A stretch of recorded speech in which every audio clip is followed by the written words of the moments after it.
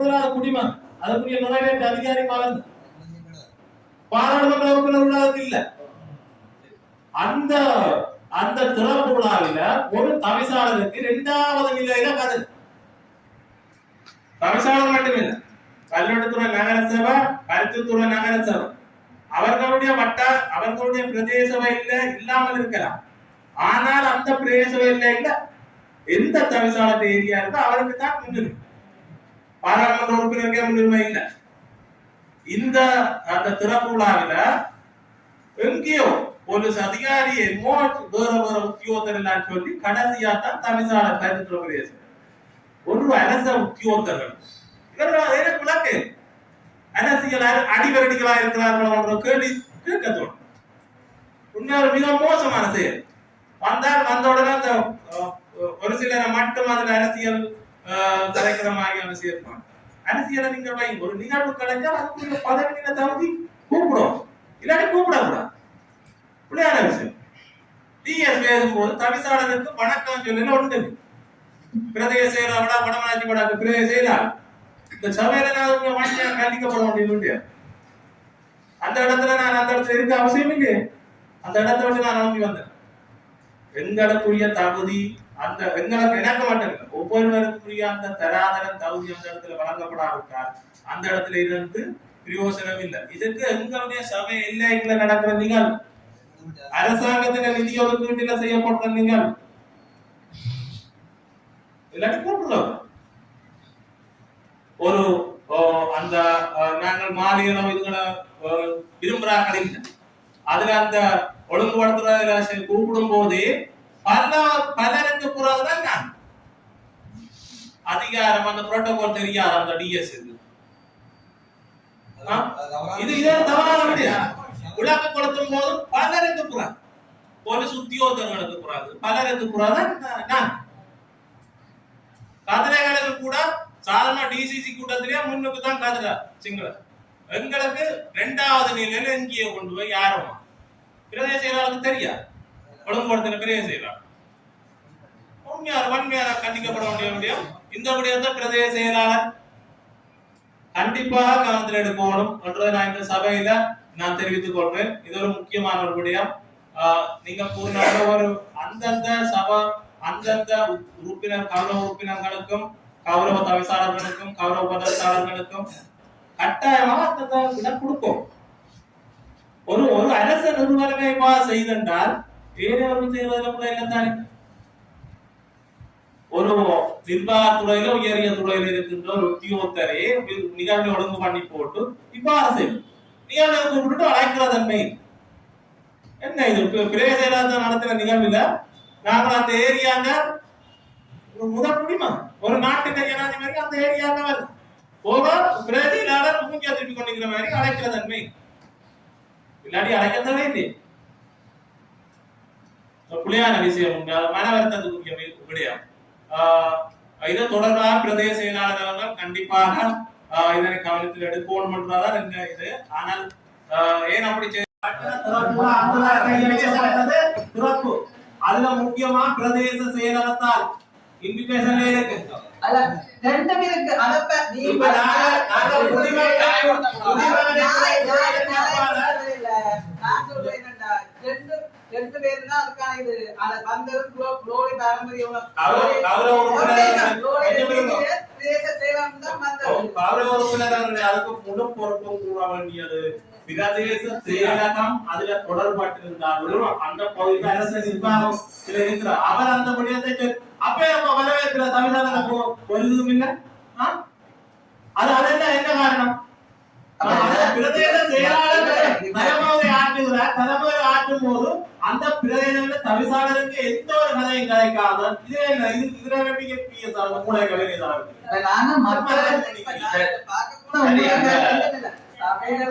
அது சம்பந்தமான விளக்கம் தெரியாம விட்டாலும் அதனை ஒரு கால் பரிசீல பார்த்திருக்கலாம். டிஎஸ்என்ற முறையில இந்த அமைப்பில செய்யப்பட்டு ஒழுங்கமைக்கப்பட்டிருக்கின்ற ஒரு மேற்பார்வை செய்திருக்கலாம். அவர்களுக்கு தெரியாமல் இருந்தால் அதை அவர்களுக்கு தெரியப்படுத்தி இந்த முறையில இல்ல மக்களுக்கு முன்னுரிமை கொடுக்கணும்னு சொல்லி அந்த இதையே மாத்தி இருக்கலாம். முன்னுக்கு இருந்து அந்த ஏற்பாடுகளை செய்கின்ற போது தெரியாதுன்னு சொல்ல முடியாது தானே.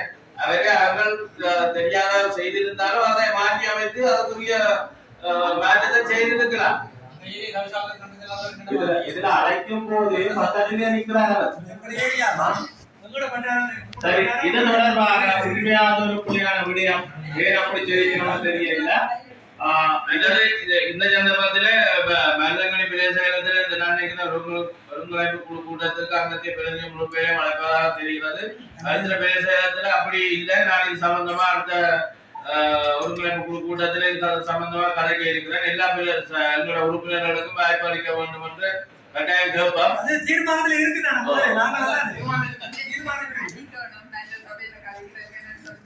மக்களுக்காக ஒரு மாசத்துல ஒரு கண் கூடுதல் இதுல வந்து எங்களோட பிரதிநிதித்துவத்தை மட்டுமே நாங்க கலைச்சு கொண்டு இருக்கிறோம். மக்களோட பிரச்சனையை எதுவுமே நாங்க கலைக்கிற மாதிரி தெரியல. மாதத்தில் ஒரு தடவை கதைக்கும் போதுதான் எங்களுடைய தனித்துவம் பாதுகாக்கப்பட்டால் தான் மக்களுடைய தனித்துவம் பாதுகாக்கப்படும். எங்களுக்கு மக்கள் பிரதிநிதிகளாக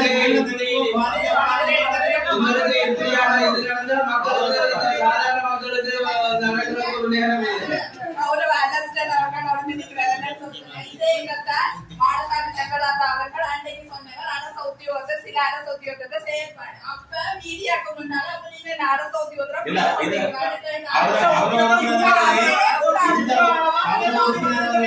இப்போது கதைக்கக்கூடியவர்களை மட்டும் கதைக்கும்.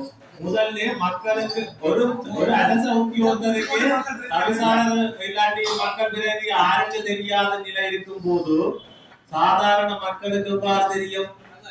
இத யோசிச்சு பாருங்க.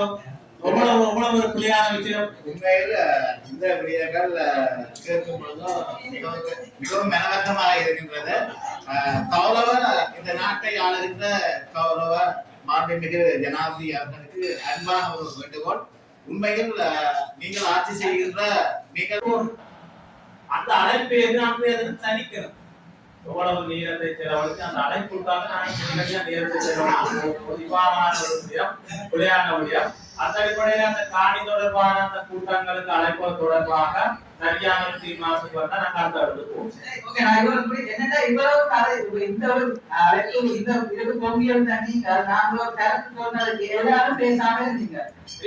உங்களை மத்தவே காரணத்துக்காக எல்லாரும்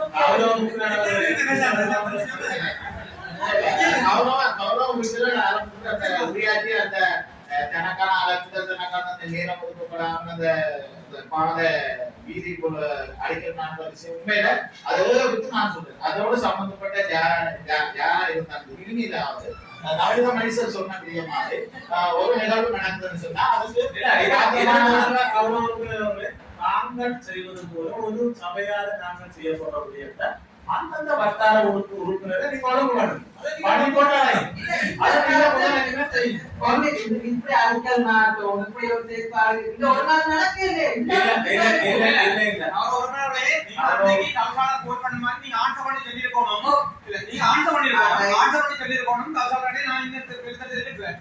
அதாவது எனக்கு இப்ப இதுல கலந்து கொள்ளாம இருக்கிறாடியா நீங்க தான் இப்போ கேட்டிருக்கலாம். கேட்டு நீங்க இந்த கதை சொல்லி தான்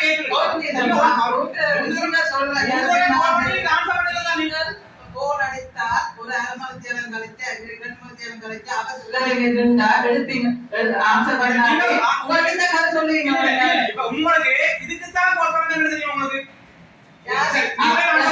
சரி நீங்க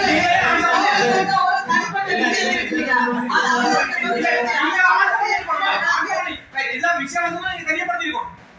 தெரியப்படுத்தா